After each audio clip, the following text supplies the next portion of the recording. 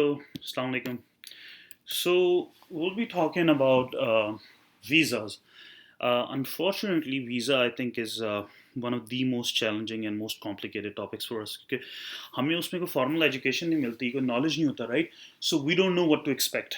और ख़ास तौर पे there is a lot of taboos attached with US visa. थोड़ा सा हम लोग देसी हैं, उसका होता है, ऊपर से मुसलमान हैं, उसका भी होता है कि हम समझते हैं कि यार शायद बहुत मुश्किल है।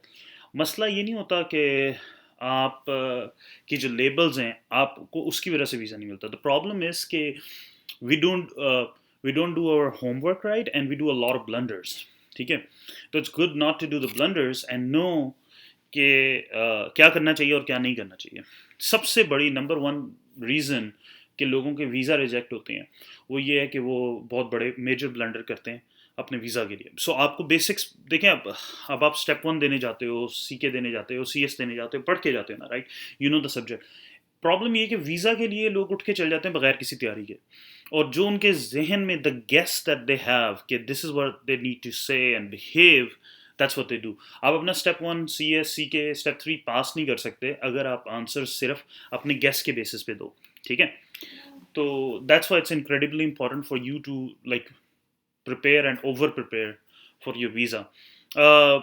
Before I proceed, I'll say okay, go to my website mededia.com, mededia.com.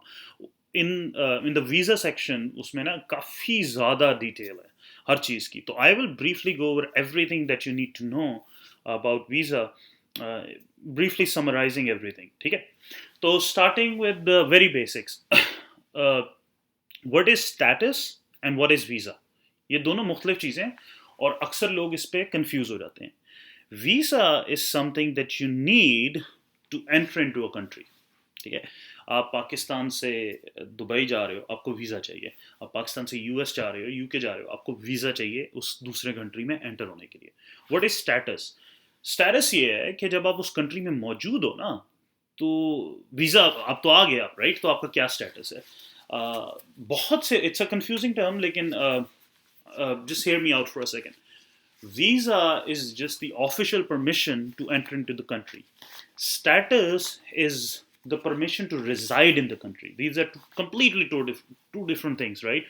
तो अगर आप let's say कि आपको वीज़ा मिला है let's say 1 महीने का, और आप आ गए हो न्यूयॉर्क एयरपोर्ट पे, और आपको पहुंचते साथ ही उसने 6 महीने की स्टैंप लगा दी आपके पासपोर्ट पे, तो आपकी एंट्री जो थी ना वो सिर्फ उस 1 महीने के लिए थी, उसके बाद आप एंटर नहीं हो सकते थे।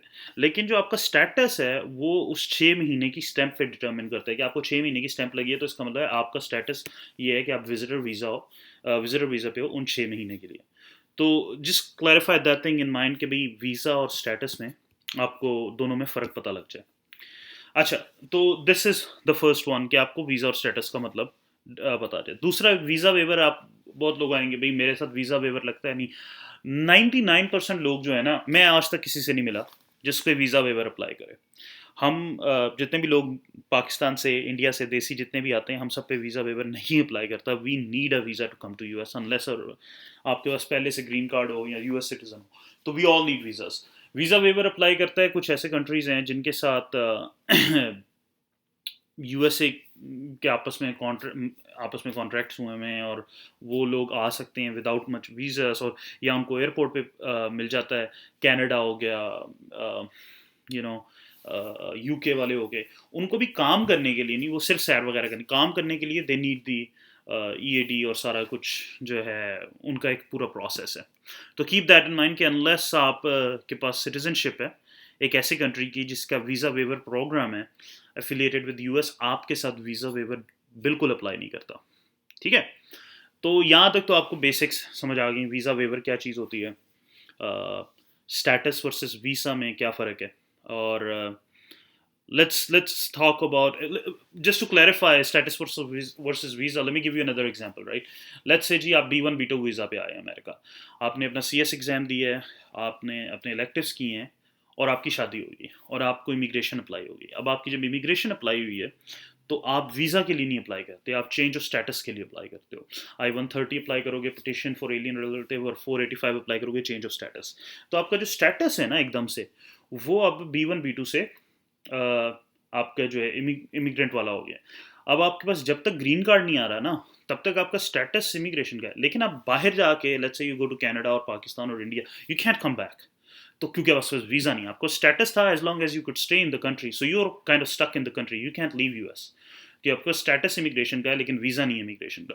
फिर जब आपका ग्रीन कार्ड आ जाए, तो that is when that green card gives you the permission to come back and forth, because green card in itself is like an immigration visa. uh, ठीक है? तो now let's talk about types of visas, right? There are two main types: immigrant visa, non-immigrant visa. ठीक है? So what is an immigrant visa? Immigrant visa ये है कि there is an intention to immigrate. What does that mean? That means कि आप US आ रहे हो इस प्लान के साथ, इस नीयत के साथ कि आप दोबारा वापस कहीं और अपने मुल्क नहीं जाओगे, अपने कंट्री, होम कंट्री में नहीं जाओगे, आप यहीं पे रहोगे। तो that is your intent to immigrate. कि अगर आप इंडिया से, पाकिस्तान से आ रहे हो, आप वापस अब अपनी कंट्री नहीं विजिट करने जा सकते हो, लेकिन सेटल अब आप यहाँ पे हो गए। ये है इमिग्रेशन वीज़ा। अच्छा, वो कौन से होते हैं? सबसे बड़ी एग्जांपल्स इमिग्रेशन वीज़ा की फैमिली बेस्ड इमिग्रेशंस हैं। कि अगर लेट्स से कि आपका स्पाउस, आपके सिबलिंग, आपकी फैमिली मेम्बर आपको स्पॉन्सर करे, तो उसमें फिर फर्दर 4 कैटेगरीज हैं। Family category, first, second, third, fourth. फिर फर्दर कैटेगरीज की फर्दर सब डिविजन्स हैं। तो that's a completely different all together कि भाई आपको लेट्स से आपकी खाला या मामू स्पॉन्सर करते हैं, तो they don't sponsor you, they sponsor their sibling, their brother और सिस्टर, और आप साथ को स्पॉन्सर होते हो क्योंकि आप अपने पेरेंट्स के साथ जा रहे हो। If you're less than 18, if you're less than 21, yes.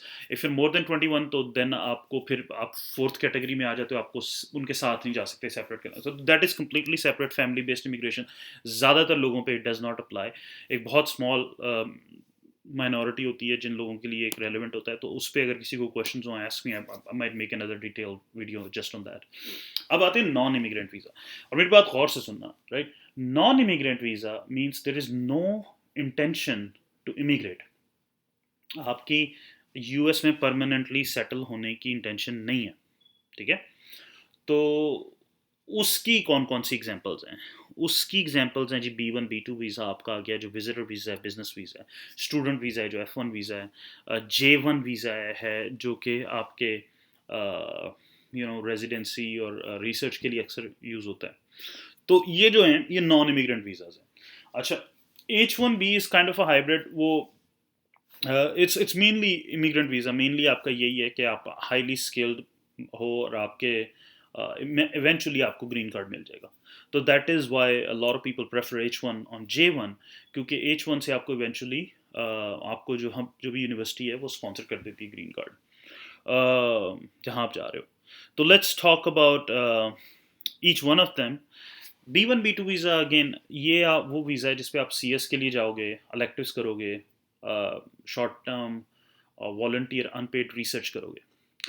Let's say आप किसी यूनिवर्सिटी में दाखिला ले लेते हो, एडमिशन हो जाता है आपका, you are doing an MPH और MBA, तो mostly you apply for student visa which is an F1 visa. अगर आप शायद कोई एक दो यूनिवर्सिटीज़ हैं जिनके अंदर इलेक्टिव्स के लिए रिक्वायरमेंट है कि आप F1 करो, बाकी जितनी भी हैं वो B1 B2 पे कहती हैं कि जी आपकी रिक्वायरमेंट सिर्फ B1 B2 की है। अच्छा, फिर आता है जी रेजिडेंसी में आपका J1 वीज़ा। J1 वीज़ा ये है कि वो ECFMG स्पॉन्सर करती है, उस पर सारा काम करती है। तो इंस्टीट्यूशंस के लिए इतनी बड़ी हैसल नहीं होती। That's why all the institutions, most of them, do J1 visa, क्योंकि उनको कुछ नहीं करना पड़ता। एम्बेसी से डील करना, आपके पेपर प्रोसेसिंग करना, और उनके लिए it's cheaper to do that. Now let's come to H1 visa. H1 visa ये है कि जितना मुझे पता है कि the program pays from their own budget $10,000 to $11,000 to sponsor you an immigration visa. और उसके बाद आपको जॉब मिलती है, डिपेंडिंग ऑन आप कहाँ पे हो, आपको साल 2 साल बाद जिस भी आप हॉस्पिटल में गए हो वो ग्रीन कार्ड स्पॉन्सर कर देता है।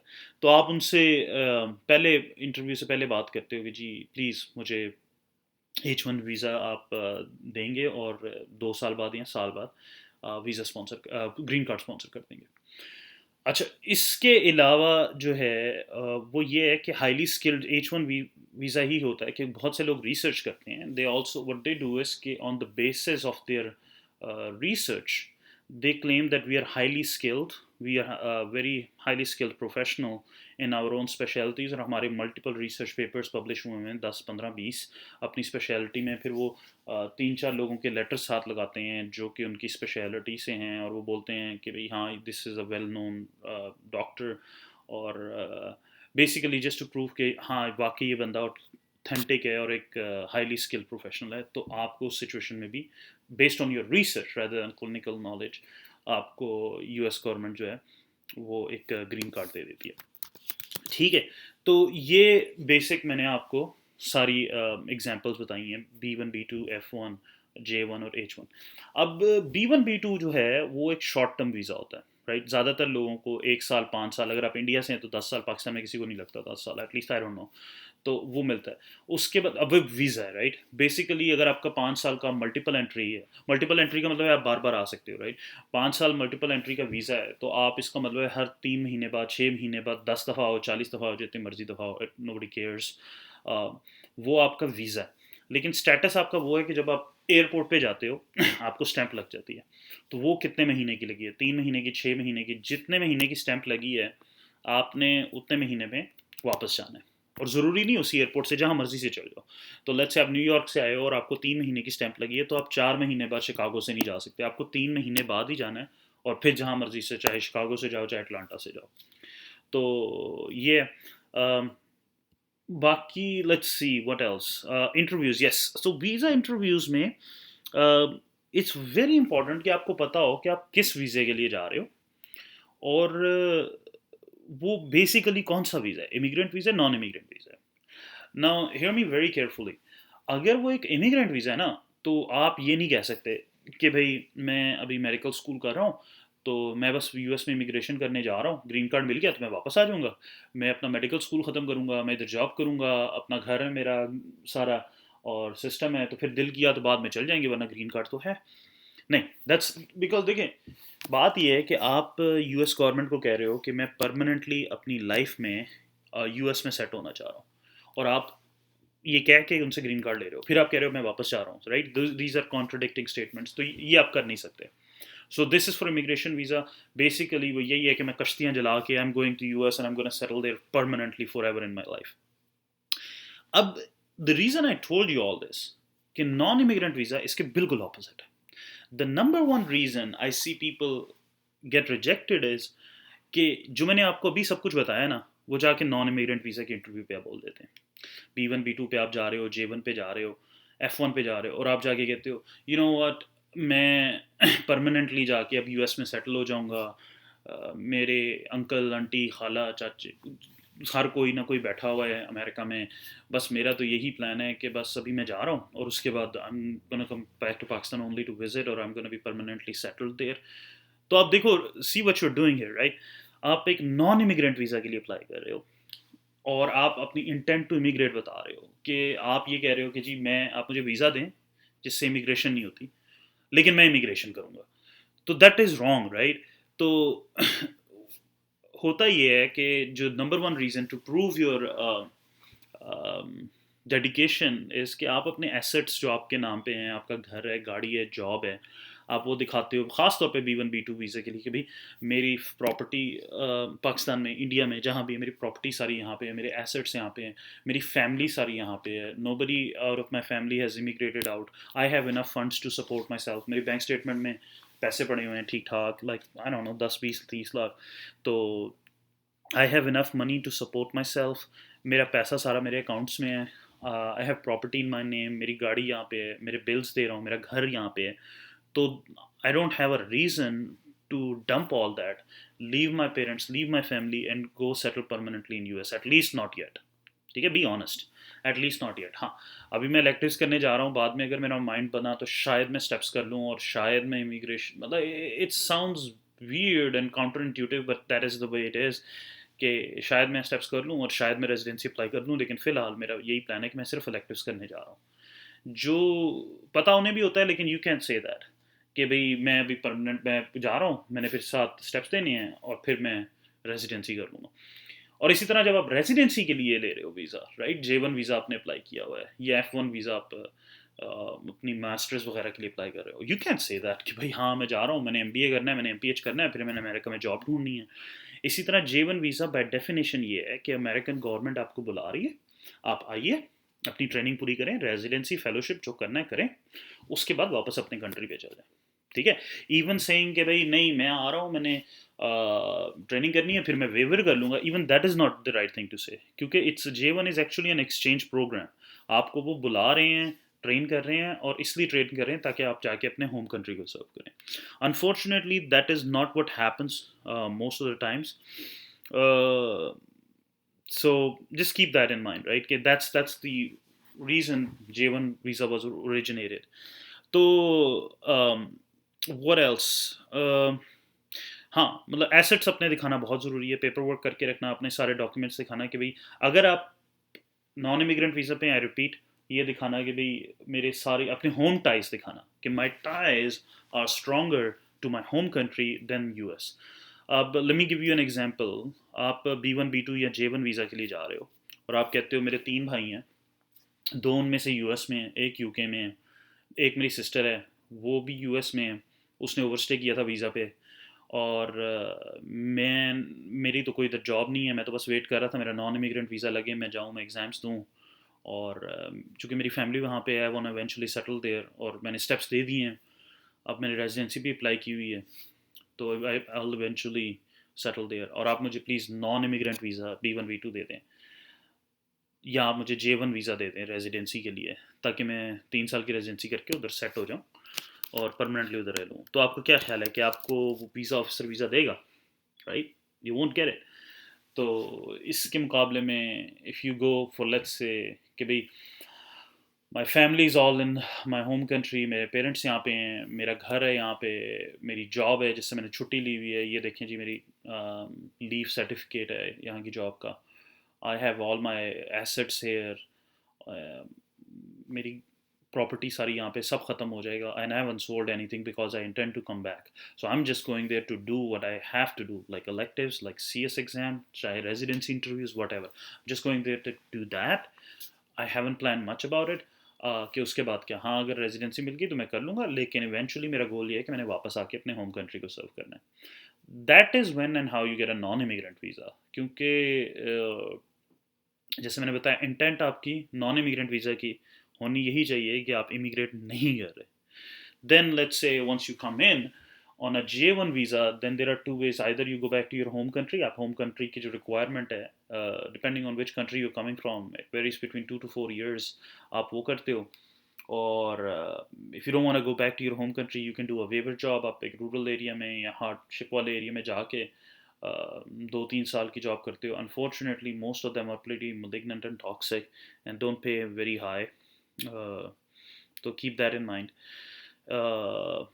अच्छा, ग्रीन कार्ड लेट्स से अब हम आ जाते हैं, ये सारे प्रोसेस से होके J1 वीज़ा वाला बात, एक क्विकली B1 B2 वाला वीज़ा वाला बंदा जो है वो लेट्स से कि यूएस सिटीजन से शादी करता है तो उसको ग्रीन कार्ड मिल सकता है, F1 वाले को भी मिल जाएगा, H1 वाले को भी मिल जाएगा, J1 वाले को कभी नहीं मिलता जब तक वो अपनी वेवर पूरा ना कर ले, या जब तक अपनी होम कंट्री रिक्वायरमेंट ना पूरी कर ले। तो दैट इज़ इनक्रेडिबली इंपॉर्टेंट, और once a J1 is, you're gonna stay a J1 for a long time. Eventually आपको जब ग्रीन कार्ड मिलेगा तो वो it might be anywhere between 10 to 15 years after you have been in the country. अच्छा, अब आपको जब ग्रीन कार्ड मिल जाता है तो उसके बाद क्या, राइट, उसके बाद ये होता है कि 5 साल आपकी रिक्वायरमेंट है, 5 साल जब आपके पास ग्रीन कार्ड रहता है तो आप नेचुरलाइजेशन के लिए अप्लाई करते हो, सिटीजनशिप के लिए, N400, तो फिर आप US सिटीजन बन जाते हो इवेंचुअली। अच्छा, इसके अलावा सम कॉमनली आस्क्ड क्वेश्चंस जो मुझसे पूछे गए हैं कि लें जी मेरे पास ग्रीन कार्ड है, मेरे पास सिटीजनशिप है, मेरे स्पाउस जो है या मेरी फैंसे जो है उसके पास कुछ नहीं है, what should I do? There are 2 or 3 options. अगर आपके पास ग्रीन कार्ड है तो आप अपने शादी कर लें पाकिस्तान में, और आप स्पॉन्सर कर दें। अगर आपके पास मतलब ग्रीन कार्ड वाले जो हैं उनको they have to wait anywhere between 3 to 5 years कि उनकी वाइफ का वीज़ा अप्रूव हो। अगर आप सिटीज़न हैं तो it's with in a year आपकी वाइफ या हस्बैंड का जो भी है आपका वीज़ा उसी वक्त प्रोसेस होके 1 साल तक आ जाता है।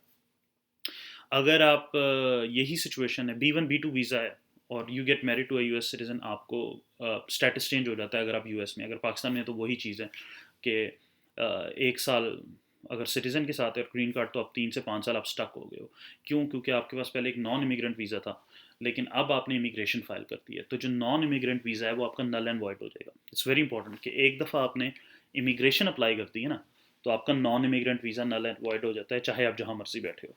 तो you get stuck wherever you are. अगर आप पाकिस्तान में बैठे हैं और आपने B1 B2 वीज़ा रखा हुआ है और आपकी सिटीज़न या ग्रीन कार्ड होल्डर से शादी होती है, तो जब तक आपकी इमिग्रेशन नहीं होती है पाकिस्तान से यूएस नहीं आ सकते। इसी तरह अगर आप अमेरिका में बैठे हो और आपके पास B1 B2 वीज़ा है और आपने इमिग्रेशन अप्लाई करती है, तो जो आपका B1 B2 वीज़ा है वो नल एंड वॉइड हो जाएगा, आपका स्टेटस चेंज हो जाएगा टू इमिग्रेशन, लेकिन आपके पास वीज़ा ख़त्म हो जाएगा। अब आप आउट ऑफ कंट्री जा नहीं सकते, कनाडा जाओगे या पाकिस्तान जाओगे तो you won't be able to come back. तो that is something very important to keep in mind so that you plan accordingly. मेरा मशवरा ज़्यादातर यही होता है ऐसे कपल्स को कि भाई आप आ जाओ, सिटीज़न ग्रीन कार्ड एक बंदा आप में से आ जाए, दूसरा B1 B2 वीज़ा पे आ जाए, यहाँ आके आप इमिग्रेशन फ़ाइल कर लो अपने स्पाउस की। तो उसका फ़ायदा ये होता है कि जब आप इमिग्रेशन फ़ाइल कर देते हो, आप इकट्ठे रह रहे हो, राइट। आप दूसरा आपका पार्टनर जो है, that person is a doctor as well, he और she can do volunteer research, they can't get paid till जब तक उनका ग्रीन कार्ड ना आ जाए, ठीक है। तो that's a tricky question which a lot of people have asked me, so I thought I should answer that. Now quickly going to B1 B2 visa, since a lot of people apply for this visa, जैसे मैंने कहा CS के लिए, electives के लिए, step 3 के लिए, interviews के लिए, this is what's needed. So you start with, अगर आप CS के लिए वजह से जा रहे हो तो उसका प्रिंट आउट करोगे, स्केड्यूल जो पर स्केड्यूलिंग पर जो कुछ आपका है स्केड्यूल वगैरह, स्केड्यूलिंग परमिट और स्टेप 3 का, और अगर आपको इंटरव्यू की आया हुआ इनविटेशन उसका सारा प्रिंट आउट करोगे, अपने स्टेप्स के स्कोर आप लगा सकते हो साथ, ठीक है। अपने डॉक्यूमेंट्स, ट्रांसक्रिप्ट्स, मेडिकल स्कूल का वो, अगर आप जॉब कर रहे हो एक जॉब लेटर लगाओ, एफिडेविट ऑफ सपोर्ट लगाओ कि अगर आपके पेरेंट्स आपको सपोर्ट कर रहे हैं, अगर आप खुद को सपोर्ट कर रहे हो तो आपकी बैंक स्टेटमेंट होनी चाहिए आपके नाम पे, जिसमें अच्छे खासे आपके पैसे 20 लाख 10 लाख जितना भी कर सको। फिर एक affidavit of non immigrant intent होना चाहिए, saying that you are just going for this stated purpose and you are not gonna stay there forever and you will eventually come back. Proof होना चाहिए कि you can afford the trip. Always book a round trip ticket, बाद में change करा लो जब आप, preferably जब आप नॉन इमिग्रेंट वीज़ा के लिए जा रहे हो, B1 B2 F1 J1, तो शो देम कि भाई, अब J1 थोड़ा आप कह सकते हो रेजिडेंसी के लिए इट्स लॉन्ग टर्म, लेकिन एटलीस्ट B1 B2 के लिए show them that you have a round trip ticket and you eventually plan to come back, because they are, it's weird, visa officers are pretty nervous, they all they are trying to do is कि ये बंदा वापस आएगा कि नहीं आएगा, ठीक है। ये आपका मेनली हो गया B1 B2 का। अच्छा, उसके बाद हम आ जाते हैं F1 वीज़ा। F1 वीज़ा भी प्रीटी मच यही सेम चीज़ें हैं सारी। अपने वीज़ा अपॉइंटमेंट लेटर लेके जाना है, एफिडेविट ऑफ सपोर्ट लेके जाना है, अपने बैंक स्टेटमेंट लेके जानी है, अपने प्रूफ ऑफ फंड्स लेके जाने हैं कि you have the money to support yourself, permission from medical school that you are allowed to go for this whatever you're going for, right? अगर डिग्री के लिए जा रहे हो या एक इलेक्टिव के लिए जा रहे हो, ये सारा, it's better to take your immunization record, CV as well, ये सारी चीज़। अच्छा, J1 visa, now quickly उसकी interview preparation, it's like I said before, it's a training visa, but the expectation is कि you have to come back. Most of the times, almost all the times that I know, J1 is stamped for 1 year only and you get it stamped multiple times afterwards. H1B visa can be stamped for up to 3 years. J1 visa जो है, it requires way less processing, less money, it's less hassle. Step 3 result is not required and it gets through very quickly. It's mainly for, like I said, developing countries. H1 visa is completely opposite, right? उसमें आप immigration कर रहे हो तो उसके लिए आपको prove करना होता है कि either you're highly skilled या आपने स्टेप 3 किया हुआ है, और उसके लिए प्रोग्राम भी अपनी पॉकेट से $10,000 दे के आपको स्पॉन्सर करता है। So that's mainly it, I think. Is there anything else? Let me quickly look at my notes. Yeah, that's pretty much it. Yep. अगर कुछ और मेरे जहन में आया तो I might make another video, But I think this should be it, and this should help you. If you guys have another question or something, please let me know, and I'll make another video or answer to your questions. Okay. I hope you find this video helpful. Uh, Good luck. Never give up. Never lose hope. Um, or like this video. Subscribe to the channel and share with others. Chalo.